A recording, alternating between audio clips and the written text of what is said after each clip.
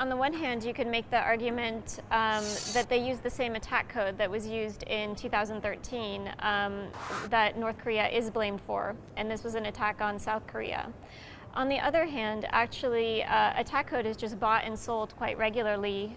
There's a whole underground cybercriminal trade where you can buy and sell attack codes. So I'm not sure, that was initially why we accused North Korea, but I'm not sure that that is actually such a valid argument.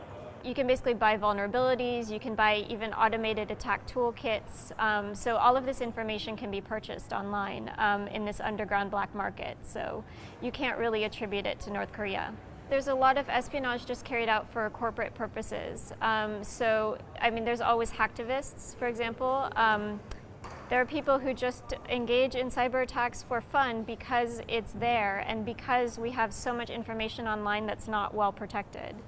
And so as a result, you have people that are just engaging in this. And then it's also very lucrative if you can steal secrets about a company. And you're also seeing some extortion as well. So you could steal information about a company and then you could extort that company and say, if you don't pay us this amount of money, then we will release this information. And we've seen that this was extremely damaging and extremely embarrassing for Sony.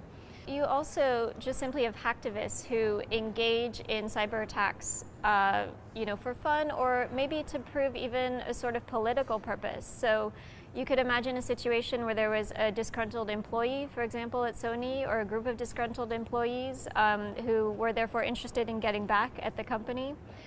One of the factors that does imply that it may not be North Korea is that releasing this volume of information would not be typical for a nation state. So nation states actually prefer to engage in plausible deniability and these sorts of attacks.